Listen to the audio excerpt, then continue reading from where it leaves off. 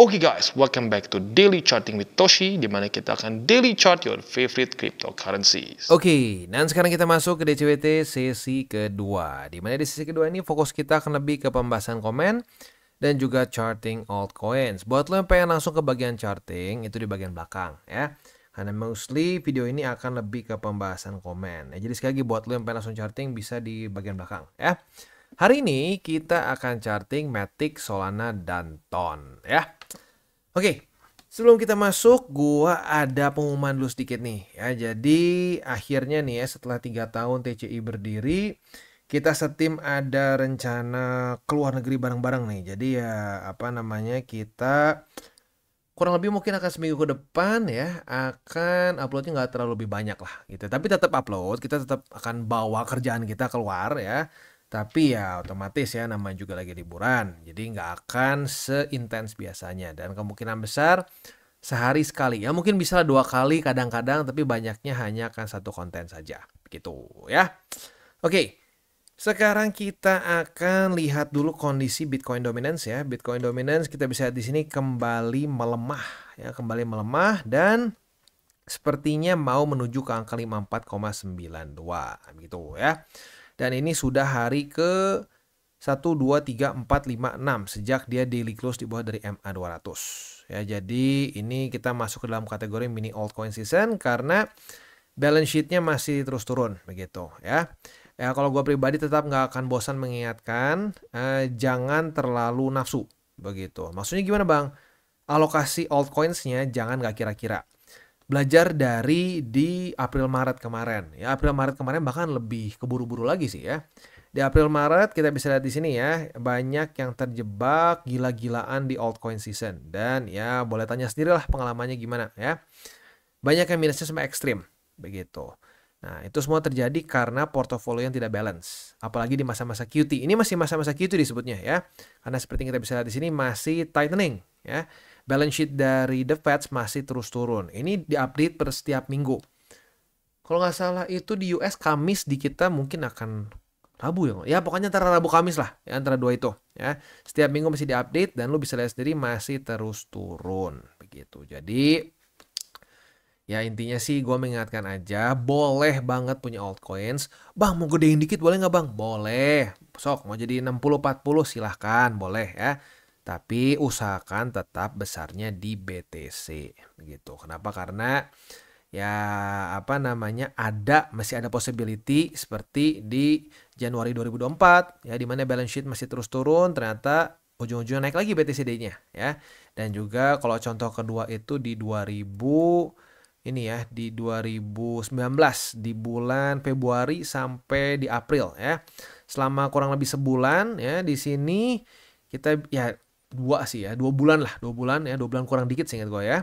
Nah di masa-masa ini juga banyak yang merasa bahwa udah nih waktunya altcoin season, nanti BTC udah melempem nih.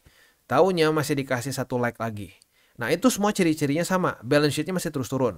Begitu. Nah, jadi ya kalau gue pribadi sih dengan data yang gue punya, gue akan tetap masih konservatif dalam rasionya. Ya 60-40 menurut gue maksimum deh. Begitu ya. Tentunya 60-nya BTC ya, 40-nya alts begitu. Ya kalau mau lebih dari itu, ya berarti lu mau ambil resiko yang lebih. Nah, kalau lu bisa terima resikonya ya monggo-monggo saja. Begitu. Tapi ya jangan sampai ke April Maret kemarin. Begitu ujungnya, aduh Bang, gimana ya Bang, hancur. Coba lihat portonya. Wah, tidak ada BTC sama sekali. Ya sudah, susah. Ngebenerinnya lagi repot.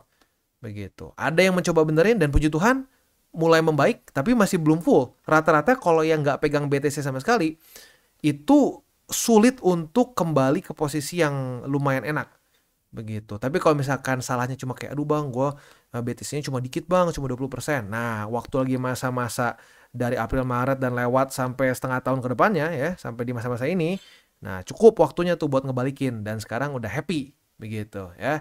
Ya jadi buat lo yang mungkin kemarin gila-gilaan di April Maret ya, belajar ya dari kesalahan dan coba untuk benerin rasionya begitu ya. Oke, next kita akan masuk ke komen langsung aja ya. Pertama dari CR1XU5 ya. Leverage-nya jangan kegedean. Kebanyakan yang terlikuidasi leverage-nya gila-gilaan. Intinya manage leverage. Benar ya, jangan over leverage. Itu adalah aturan kedua dari 3 golden rules di DTCI ya. Ya, jadi sebenarnya gini ya, orang-orang kadang-kadang mungkin mikirnya gini, over leverage tuh kalau cuma berapa X-nya kegedean gitu. Pokoknya kalau depannya udah 100 pasti over leverage. Enggak juga sebenarnya, ya. Itu ngomongin soalnya berapa besar margin yang lu pakai. Malah arguably kalau lu benar-benar bisa ngerti, lu pakai leverage maksimum pun bisa lebih aman dibanding orang yang leverage cuma 2 3 gitu ya. Tapi nggak ngerti caranya. Nah, jadi sebenarnya kalau mau diperhatiin banget tuh apa? Bukan berapa besar leverage-nya, tapi harga likuidasi lu dekat nggak sama harga running. Begitu. Kayak contoh, misalkan harga BTC sekarang running di angka 99.500. Harga liquid lu di angka 98.000 misalkan. Ya, atau lebih tepatnya gini lah. Lu itu masih ada jarak sedikit lah. Lu harga liquidnya di harga 99.000. Nah, itu artinya over leverage. Nah, itu nggak selalu leverage lu gede. Bisa aja leverage-nya cuma 20, cuma 30 ya. Tapi lu masukin angkanya besar banget, ujung-ujungnya marginnya gede ngeluarinnya, tapi ya harga liquidnya dekat. Jadi patokannya satu sebenarnya. Harga liquid lu dekat nggak? Kalau harga liquid lu dekat sama harga running, itu over leverage udah pasti. Gitu ya. Oke. Next. Jauh juga. Oke, dari Hari Purnama ya, saya termasuk terlikuidasi 600 USDT Bang Toshi. Tapi masih 2% dari Porto. Padahal udah sering nonton Bang Toshi tapi tapi akibat terlalu greedy. Nah, jadi bener ya, ini kenapa gua terus mengingatkan, karena lu nonton aja, lu sering nonton TCI aja masih kadang-kadang bisa tergoda, masih bisa terlikuidasi. Apalagi nggak diingetin. Begitu. Jadi makanya kenapa di TCI kita melakukan repetisi ya, mengingatkan terus, bahkan sampai kita dapat sampai gue dapat julukan emak-emak karena katanya wah ngingetin terus ya. Ya tapi ya memang efektif menurut gue. Dan diingetin terus ya kadang-kadang masih suka hilaf begitu. Tapi untungnya ini hanya 2% dari Porto. Artinya lu harusnya nggak mengkanibalkan terlalu banyak begitu ya. Masih bisa lah jaga resiko, tapi tetap ya ini belum sempurna ya. Kalau udah sempurna nggak mungkin kena liquid begitu ya. Jadi ya sudah ya, kan lu juga udah tahu nih penyebabnya gara-gara greedy. Nah udah kan, ini rasa sakitnya semoga jadi reminder ke depannya, begitu aja ya. Jangan mau rugi, udah misalkan kena liquid jangan cuma aduh sedih, nggak. Jadi ini pelajaran, jangan sampai kena liquid lagi begitu, karena likuidasi adalah tanda dari over leverage. Udah nggak bisa udah nggak bisa diputar-putar lagi. Untungnya lu masih dengerin saran kita untuk jangan dikanibalin begitu, karena banyak loh orang ya, aduh sayang 600, udahnya porto spotnya dikanibalin abis gitu ya. Jadi untungnya masih itulah, lu nggak mengkanibalkan porto spot lu gitu ya. Tapi ini bisa diimprove lagi, jangan sampai terlikuidasi. Cut loss nggak masalah, tapi likuidasi itu udah pasti salah ya. Next dari My Story Quotes. Kalau saya kemarin OP long leverage 100x kejemput di 97.250. Ternyata setelah ada news jam 20.30 terkena TP di 100. Ini ini kayaknya 101.000 lah ya. Mata Bang, terima kasih. Salam tabur tuai. Salam tabur tuai juga. Nah, ini berarti masuknya lo ke trader futures yang agresif nih, karena posisinya itu lo tetap pertahankan saat keluar data penting. Itu nggak masalah sebenarnya ya. Boleh-boleh aja, asalkan siap dengan resikonya. Nah, tapi gue tetap sarankan buat tipe agresif seperti Bro My Story Quotes ini, lebih baik jangan lupa pasang SL. Begitu. SL-nya gimana? Setiap orang beda-beda. Minus 5% margin, cut loss, boleh. Oh, pakai support resisten, boleh ya. Asal jangan pakai ini aja, asal jangan pakai hitung kancing. Kalau hitung kancing hancur ya. Oke. Next dari Lentera Ilmu, konsisten DCA walaupun BTC terus menanjak. Mantap ya. Mau tanya dong, secara saya masih pemula, gimana menurut Bung TCI? Saya ada 4 meme coin, 3 diantaranya sudah profit 100-150% dan pastinya balik modal. Bagus ya, berarti kalau udah balik modal udah di TP harusnya ya. Nah bener nih, saya sudah TP dan profit all in BTC ya, berarti udah dimasukin ke BTC. Dan 3 meme tersebut saya tinggalkan beberapa juta koin dan hold aja sampai 2025. Secara modal sudah balik dan profit. Gimana menurut Bro TCI? Terima kasih, sukses dan sehat selalu untuk TCI. Mantap ya, sehat selalu juga buat lo. Jadi gini, kalau gue pribadi kan gue sudah sering bahas ya, gue tuh sebenarnya kalau mau dibilang long term nggak juga. Gue tuh mungkin satu step di bawah long term yang disebut sebagai position trader. Dimana gue mainin per satu business cycle lah, kasar seperti itu ya. Nah sebenarnya kalau mau pakai cara ini, misalkan lu profit dari alts, profit dari memes dimasukin BTC, dibiarin ke cycle selanjutnya gitu, itu juga nggak masalah. Contohnya yang ngelakuin ini tuh dulu Benjamin Cohen, yaitu salah satu inilah ya, salah satu channel yang gue suka begitu. Tapi nggak tahu di Indonesia kayaknya nggak terlalu populer karena isinya data semua, data ya, jadi mungkin nggak terlalu kuat lah nontonnya ya. Nah, tapi dia basically melakukan itu. Jadi di 2021 semua hasil altcoins ini dia pindahkan ke BTC, bear market dia biarin ya. Dia pokoknya fokus cuma mengumpulkan BTC karena dia tahu end game-nya BTC. Itu mungkin kayak satu vibe sama si siapa namanya Michael Saylor begitu, di mana dia nggak akan TP-TP BTC.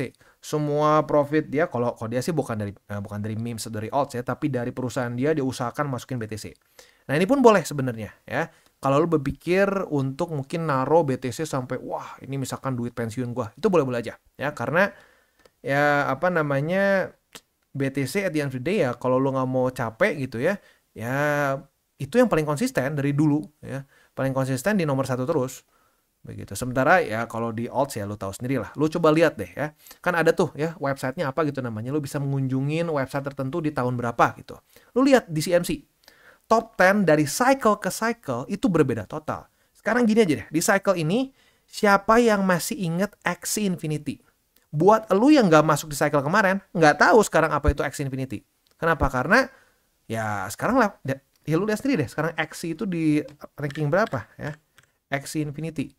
Dia itu sekarang ada di ranking ke berapa nih? Ke 96 ya, dengan market cap itu ya pokoknya inilah. Intinya kita langsung lihat aja all time high-nya. All time high di angka 165. Sekarang di $9. Begitu. Nah, ini dia resiko dari altcoins.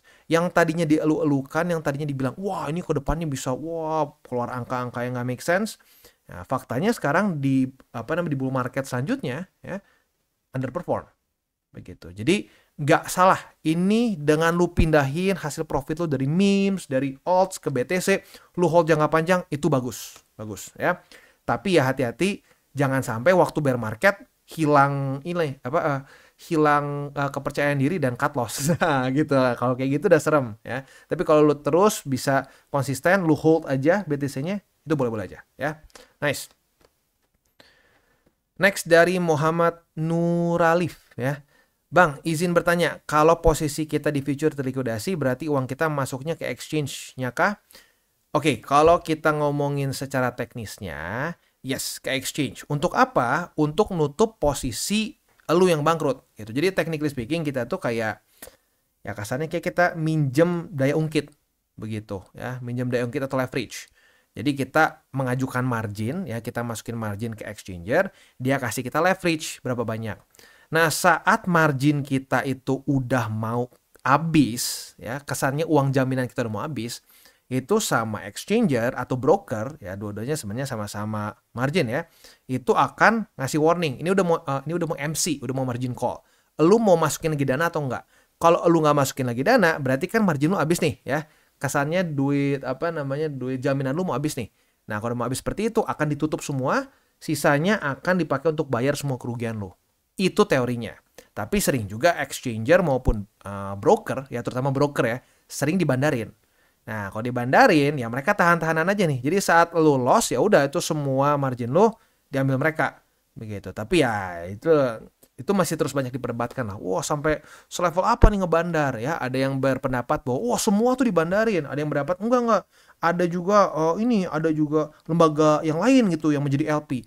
Ya, kalau kita ngomong LP ya jadi sebenarnya kayak ya berarti mereka yang nahan kan? Ya sebenarnya kayak bandar juga.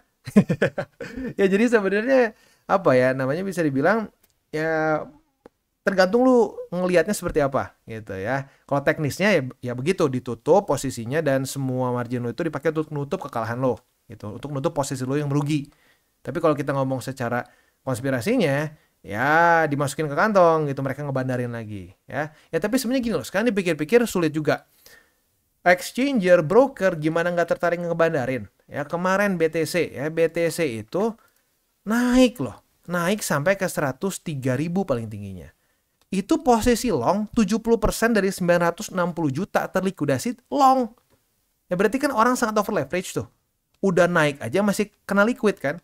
Nah ya jadi susah juga memang kadang-kadang ya para bandar pun ya asik ya. Kenapa kita nggak bandar? Orang salah mulu, orang terlalu over confident di market ya kita asik-asik aja gitu. Jadi ya ini sebenarnya pertanyaan yang simple ya, tapi penjelasannya panjang begitu dan ya masuk juga ke dalam teori-teori konspirasi gitu ya. Oke. Next dari Zian Wei ya. Bakal kangen kalau nggak ada DCWT walaupun cuma sehari. Hidupku jadi hampa bang. Astaga ya. Ya tapi gini sih ya kita nggak ada rencana untuk berhenti gitu sama sekali. Tapi ya gini kita kan tim gitu. Kenapa kita bisa sekonsisten ini? Kenapa kita bisa sebanyak ini? Ya karena kita ada tim. Kalau gue cuma sama satu doang ya susah juga ya. Ya makanya bisa kita ada terus news-news, ada terus berbagai macam insight karena kita punya tim. Nah tapi ya kita nggak pernah tahu kalau misalkan tim kita ya punya peluang lain yang mungkin lebih besar ya apa hak gue untuk menghentikan. Ya maka dari itu ya we'll see.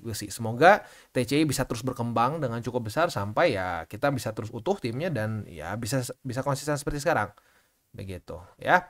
Makanya lu bisa bantu dengan caranya lu bisa kasih tahu ke teman-teman lu mengenai TCI ya, lu juga bisa menggunakan link referral kita di bawah. Wow, itu sekali lagi ya, itu bentuknya adalah sukarela. Mau boleh, enggak pun nggak apa-apa begitu ya.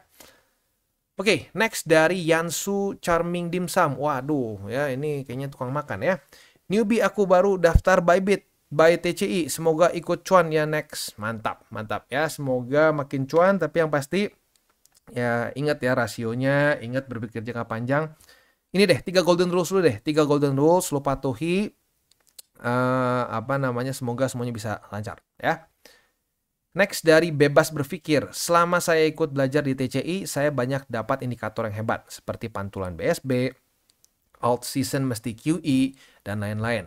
Pertanyaan saya Bang Toshi, apakah ada indikator-indikator yang perlu diperhatikan sebagai penanda cycle top di 2025? Thank you Bang Toshi and team, God bless you all. Sebenarnya gini, ya kalau kita mau ngomong ada. Kayak misal ya sebenarnya gini, kalau Death Cross sih itu udah dibilang yang ya kita nggak dapat pucuk banget lah. Tapi kalau kita ngomong di 2025 itu kita ada kayak teori 28 November begitu ya, teori cycle itu ya masuknya ya.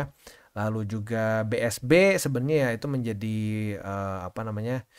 kalau sampai belum di 2025 November, kalau sampai jebol BSB dulu, nah itu juga sedikit mengkhawatirkan begitu. Jadi adalah beberapa, tapi nanti kita bahasnya ya. Kayaknya kemungkinan untuk teori 28 November, maybe ya, kita masih belum ada janji, tapi mungkin Februari lah. Ya, di Februari kita akan bahas lebih detail gitu ya. Oke, udah habis ya. Jadi kurang lebih seperti itu gambarannya. Selanjutnya kita akan masuk ke buy limit. Tetapi sebelum kita masuk ke buy limit, seperti biasa gue akan disclaimer dulu bahwa semua konten dari TCI bukanlah financial advice. Ini semua bentuknya adalah edukasi. Lalu bagaimana cara untuk mendukung TCI? Ada banyak caranya. Lo bisa like our video, bisa share our video, atau juga bisa menggunakan link referral kita di bawah. Nah sekarang kita akan dengar dulu pesan-pesan dari sponsor kita pada hari ini. Oke, today's video is brought to you by CoinX. Dimana di CoinX ini kita bisa melakukan berbagai macam hal. Cocok untuk newbie sampai ke advance. Untuk para newbies bisa menggunakan swap di sini ya. Di swap di sini simple banget lu jadi nggak perlu TA sama sekali. Untuk yang DCA murni cocok untuk menggunakan swap ya. Tinggal kalian pilih stablecoin mana yang kalian mau pakai. Contohnya pakai USDT aja. Nah kalau untuk yang DCA murni gue sarankan sih ya BTC atau Ethereum aja ya. Jangan di luar dari dua itu. Karena ya kalau untuk DCA murni lebih amannya di dua aset itu. Karena yang lain-lain bisa extra volatile ya. Lalu buat lo intermediate di sini ada spot trading ya. Lalu juga di sini ada margin trading, ada juga futures dan futuresnya ini bukan cuma futures trading aja, tapi ada juga copy trading. Jadi sangat lengkap buat lo yang mungkin ngerasa bahwa aduh bang, gue mendingan ngikutin aja trader lain yang sudah lebih punya pengalaman. Nah, monggo lo bisa ikutin juga di sini ada berbagai macam trader yang lo bisa copy. Nah, selain juga di situ ada newcomers eksklusif di mana ini untuk para pengguna baru ya dan ini setiap bulannya di-update. Jadi buat lo yang tertarik silakan bisa ikutan karena lo bisa mendapatkan cashback 10 USDT, 30 USDT, 60 dan seterusnya dengan cara yang relatif mudah ya. Seperti complete first deposit ya. Lebih dari 40 USDT bisa dapat 10 USDT cashback. Mantap ya. Nah, selain juga di situ kita bisa earning aset yang sudah kita beli. Misalkan kita sudah akumulasi BTC, Ethereum, dan berbagai macam altcoin altcoins lain ya. Nah, di sini kalian bisa ambil juga yield-nya. Begitu, ada FTM, ada BTC, dan seterusnya. Bahkan USDT pun saat lu masih nganggur nih, belum dipakai beli nih, USDT-nya juga lu bisa masukin ke sini, ke earning-nya mereka ya.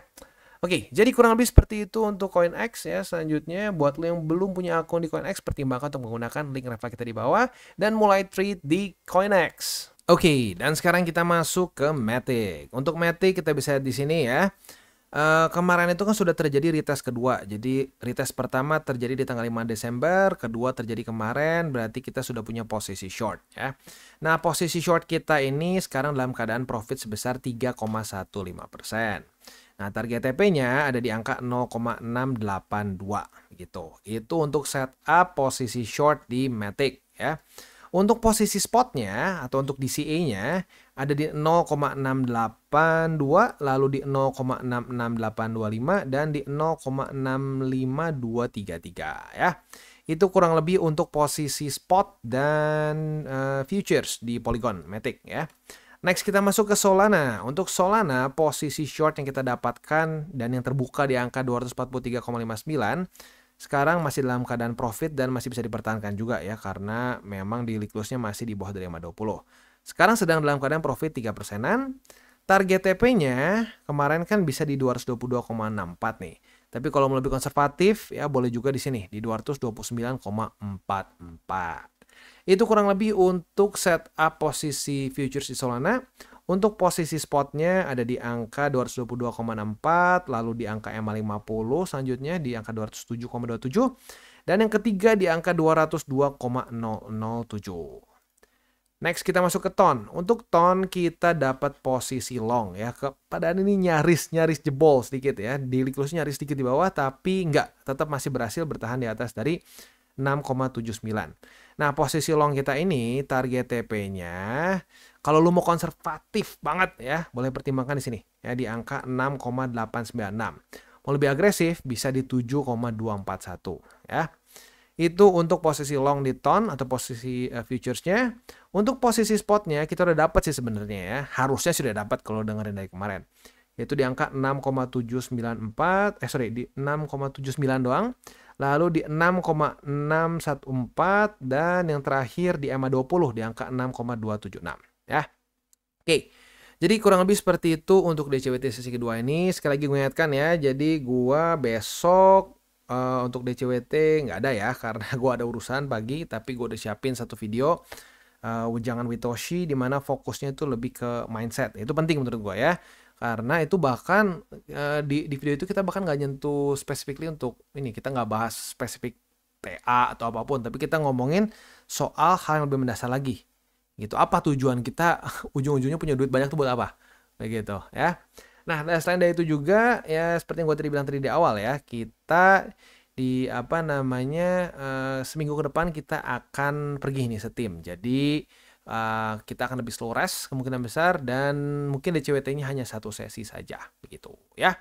Oke, kita tutup dengan 3 golden rules. Jangan pakai uang panas, jangan over leverage, berpikirlah jangka panjang, dan jangan lupa juga satu lagi salam tabur tuai. Apa yang lu tabur akan lu tuai. Jadi taburlah sebanyak mungkin hal baik. Oke guys, jadi itu adalah akhir dari segmen DCWT kita pada hari ini.